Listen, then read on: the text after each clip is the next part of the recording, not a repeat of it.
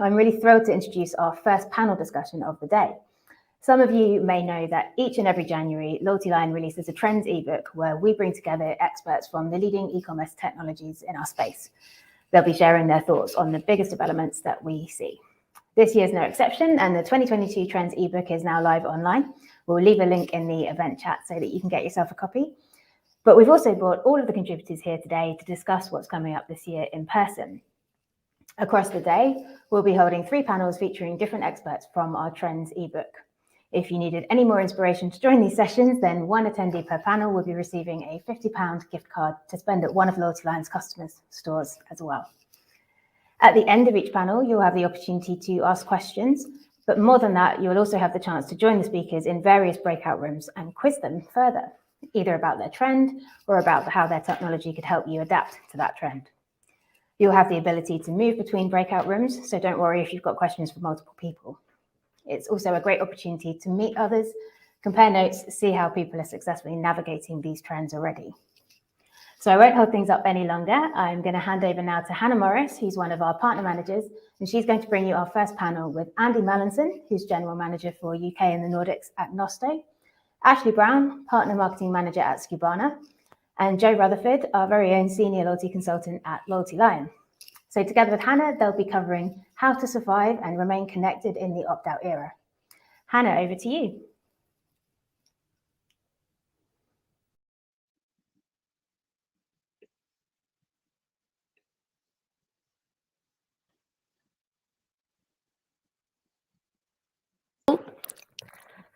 Hi everyone, and welcome to panel 1 of Loyalty Connect. As Fee introduced me, I'm Hannah Morris and I'm a partnerships manager here at Loyalty Line.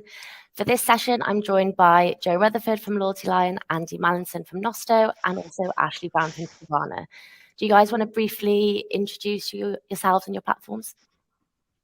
Yeah, I'll kick things off. My name is Joe Rutherford. As Hannah said, I'm a senior loyalty consultant at Loyalty Line. And for those who don't know what we do, we provide loyalty software to increase customer retention.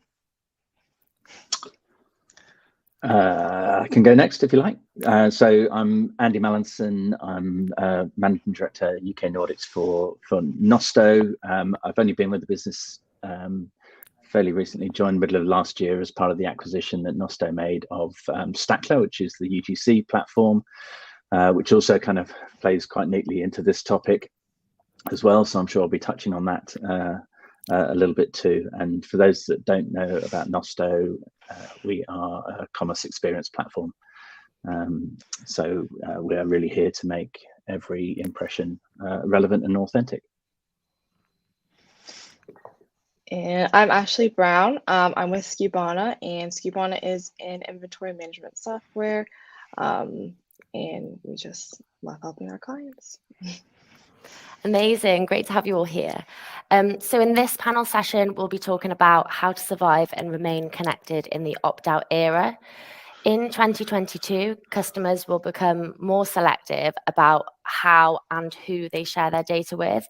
So we'll be discussing how to make better connections with your new and existing customers so that they trust your brand, spend more often, and also opt in to engage with you for the long term.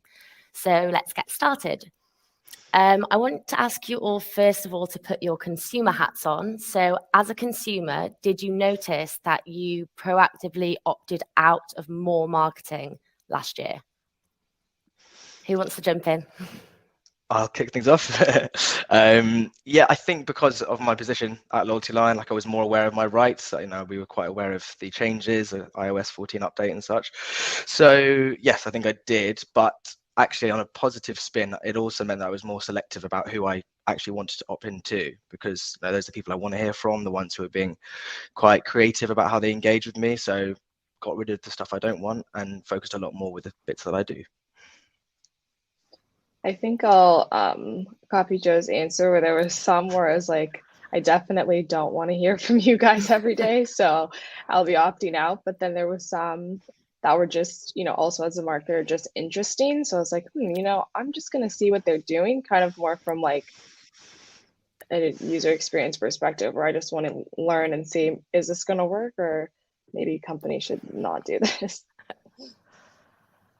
What about you, Andy? Well, I've just made a note to myself not to answer last because all the good questions, all the good answers have been. You can go first given, next time. Okay, I've set myself up for that as well, haven't I? I mean, the short answer for me is probably no. I think, you know, obviously I'm very aware of kind of what this stuff means. So when I kind of do go on a website or where I do subscribe to something, I'm very aware of kind of what I'm doing.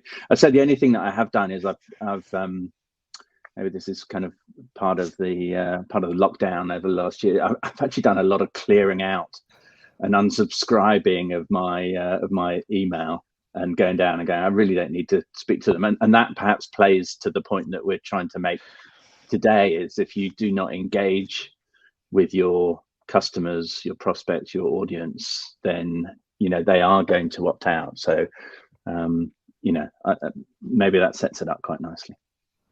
Yeah, definitely. Moving on to the biggest opportunity that brands can leverage. So can you tell me the biggest opportunity that you think they can leverage as the opt-out era comes into effect? You can go first now, Andy. Yeah, damn. So, well, I think kind of, you know, opt-in, opt-out's loss is probably loyalty's gain, which is the point that we were sort of making just there. And ultimately, if you actually admit that we are in an opt-out era, because I think it's important to understand what we mean by that. You know, we're primarily talking there about, you know, third-party data, third-party cookies, rather than first or zero. So if let's for a second admit that there is this opt-out era, which certainly from Nosto's world doesn't really exist, because in that kind of e-commerce experience world, we only deal in really, you know, first party and zero party data. But nevertheless, you know, that opt-out has created a huge opportunity to actually get closer to your customer, and provide more relevant connections with your customer. And ultimately, that's surely what definition of loyalty, isn't it? It's about more relevant connections with your customer. And, you know, loyalty, I guess, is the end result of that rather than the means. You know, that's what you get at the end of it. So I kind of feel that it's more than just an opportunity for loyalty. It's a necessity. I think we need to take it beyond opportunity. It's an absolute necessity that loyalty becomes the end result of this. Yeah, like having like a more emotional connection rather than just having like a transactional connection with customers. Yeah, that's exactly right. And I guess that the necessity that I just talked about there is for brands to make more use of their data. Or it's not data, actually, it's insight. It's, you know, what's the result of data? It's insight that you're getting to the customer, so you can provide a more relevant and more engaging experience. And that never-ending cycle of receiving that data and insight from your customers allows you to create more relevant experience, which allows them to give more data and more insight, and around and around we go. Yeah. Absolutely, yeah. If I can build on that as well. Obviously, like, there's all this doom and gloom around digital advertising getting more difficult or more expensive, you know, this opt-out era, but you need to look no further than your own customers. So like they're already there. Like, you have a huge opportunity just sitting there to be kind of jumped on. And yeah, while it's more expensive, you know, like for acquisition, like more mass discounting, things like that, those customers already love your brand or have shopped with you before. So they are, you know, very easy to engage with. And by using the data that they provide you, by engaging with them, you know, effectively and creatively, they will provide you with the revenue that you might not be getting from other areas now. So it's a huge opportunity just there already. I think people are just starting to see that now, which is really good to see. I'll echo that as well, and touch a bit about nailing the customer experience. I think we oftentimes forget it starts from the initial search. So if you're not on all the platforms that your customers are shopping on, then you're missing out. Even if, you know, maybe they are a customer that shopped at your site before, if they don't know you sell a certain product or item and they're just in the search bar and you're not there, that's kind of a missed opportunity. I would also say a big drop that we see, you know, in the inventory management space is if you are out of stock, even your best sellers, it's a great way to lose customers, unfortunately. So being proactive and making sure that your, you know, marketing team is talking to your operations team, and you you really do need to nail the customer experience all the way to the doorstep. Maybe they found you on search, they see you have the product they want, they're so excited they didn't know you sold, let's say, like this particular shade of lipstick they're looking for, but then, oh, out of stock. Okay, well, I need this for an event, so I'm going to go shop somewhere else. And if that other brand is giving me a better customer experience, maybe I've just switched. So I think just, yeah, honing in on every aspect of the customer experience. And like we've all kind of said, is really nailing down the loyalty and giving them everything they need when they want it. Honestly, we're at the customer's hand here. At their beck and call, right? Mm-hmm. Cool. And then also I wanted to talk quickly about how the opt-out era can be an opportunity for brands to nurture customer loyalty. So does anyone have any sort of ideas on how they could do that? I can jump in first if you guys don't mind.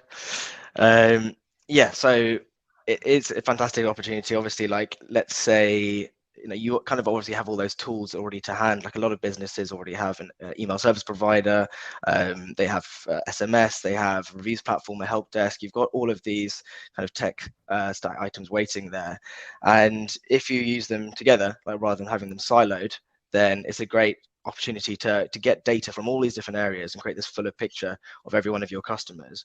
And then with that picture, you're speaking to your customers in a very different way. It's not batch and blast, it is individual personalized information going out to these customers, and they love that, and that's why they're happy to keep opted in. They don't want to opt out because you're actually sending them stuff they want.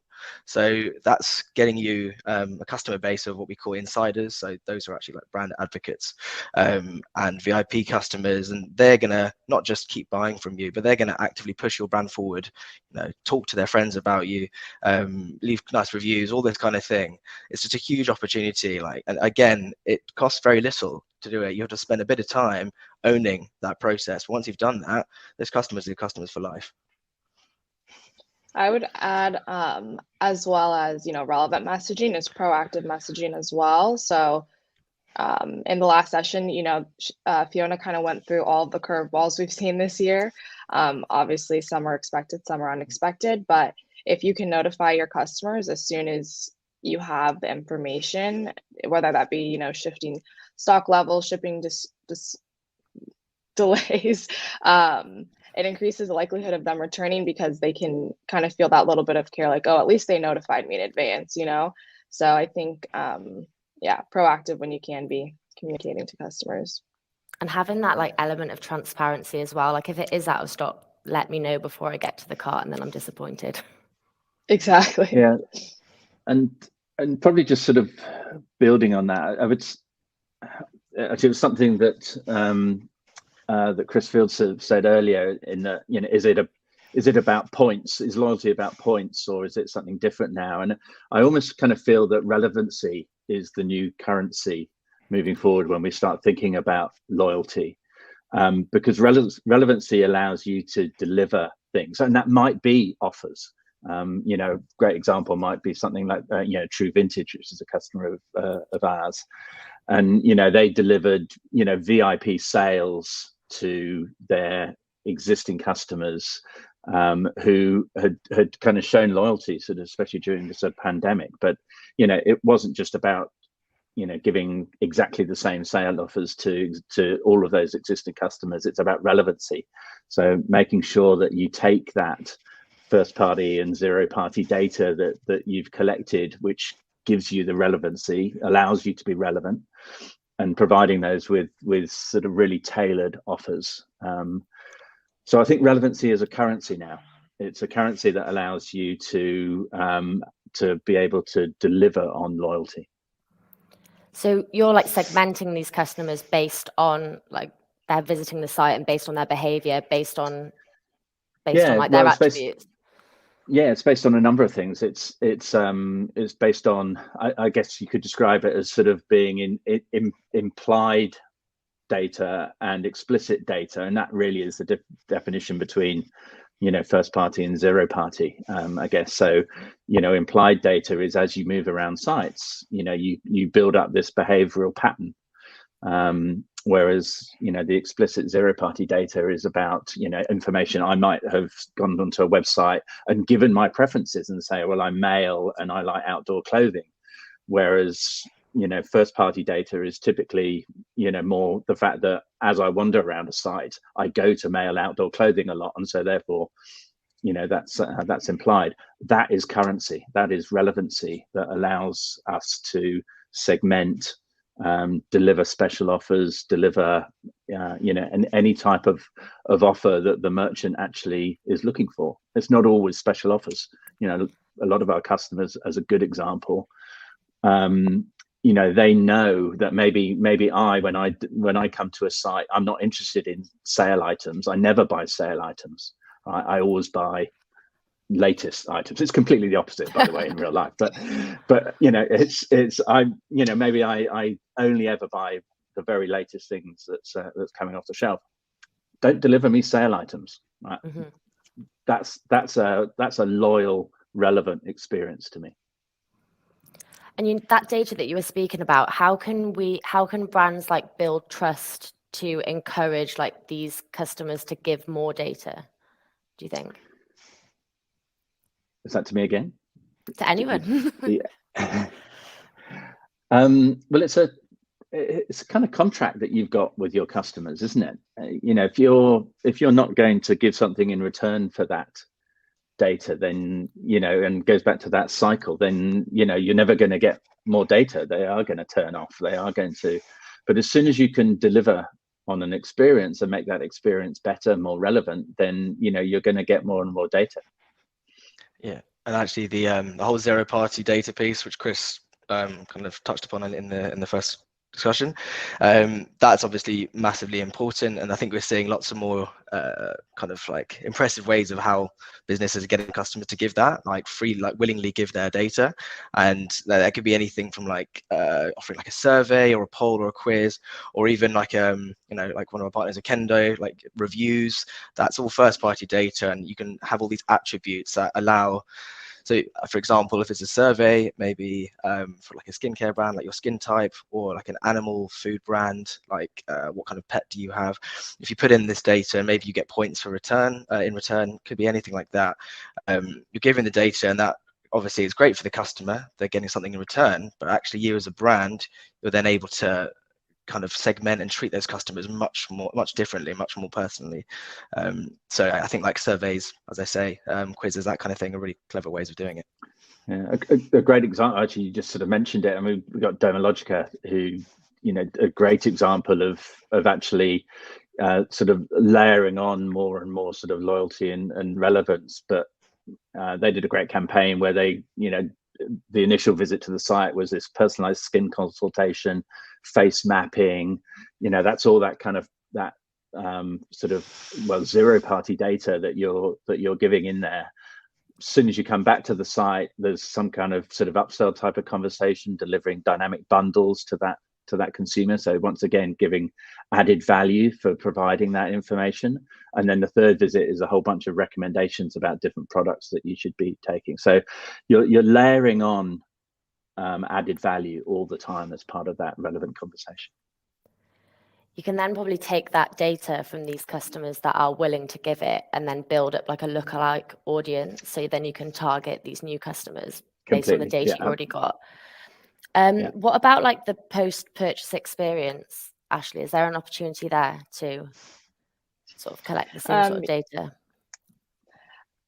Yes, I think sorry, you said after they get the item? Mm-hmm. Yeah. I think there's ways you can also send different surveys after. So I know, especially when companies are selling on Amazon, in order to build that credibility, they need those reviews. So putting just a little slip in the package saying, hey, leave us a review on Amazon for, $5 off your next purchase, or things like that. I think I even see it at the grocery store, is fill out this survey for a discount after. And grocery store, I'm not as inclined to do, but if it's a brand that I care about and they've built that loyalty with me, then I would absolutely be more interested. And especially if I love the product, this is, the best shampoo I've ever used. I want to tell everyone, and I'm being incentivized to do it. This is, as a A customer, no-brainer. yeah, this is great. Cool. Did you have something to add there, Andy? Yeah, so I mean, one thought in terms of post-purchase is we've got a lot of customers, particularly in the UGC world, where actually post-purchase it's being able to go out with email or through other channels and actually ask people to submit a review, or even better than that, a visual review. Just send us your photo. What did you think? Any top tips? And actually collecting all of that content once again repeats that cycle. The more people share content, the more people are going to share content. But we see a lot of that with our UGC customers, and using UGC and email to drive that conversation as well. Like having a more customer-centric approach. Absolutely, yeah, and dare I say, a more authentic approach as well. Particularly with UGC. Amazing. Well, we've actually only got a couple of minutes left, so I just wanted to ask you guys one more question. What proactive change should be at the top of an e-commerce marketer's to-do list in order to collect more data from their customers? I would personally preach automation. I think e-commerce is obviously not shrinking at this point. So anything that you can automate, if you can get all of your data, whether that be about customers, inventory, you need to have like a single source of truth. So I think in order to save time and again, make that customer experience seamless, is automating things you can. So you have the most information that's not only accurate, but real time, stay up to date, stay on trend. So that's what I would preach: automation. Good one. And I think I actually just would revert back to what I just mentioned before about connecting all of your different channels or tools. Like, if you've got all these tools, it allows you to be a bit more exciting about how you actually speak to your customers. And if they, like, let's say you have your loyalty program that's it's analyzing how loyal the customers are, but then from there, how you actually use that data is very important. So let's say your email service provider, Klaviyo, for example, you can use that loyalty data to then target that customer's specific content related to them, for example. And if that customer really likes that experience, then obviously they're going to kind of want to continue with you. The more time they're a customer with you, the more you can fill in those data gaps, and that data profile becomes full circle. And then you have a customer again who is what we call an insider. So it's just about keeping them excited and engaged all the time, so they don't want to opt out. And then that's kind of the most valuable thing you can do.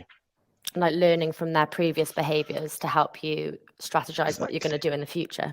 Exactly, yeah. You can just continue being more and more impressive about how you do it, just the more data you have.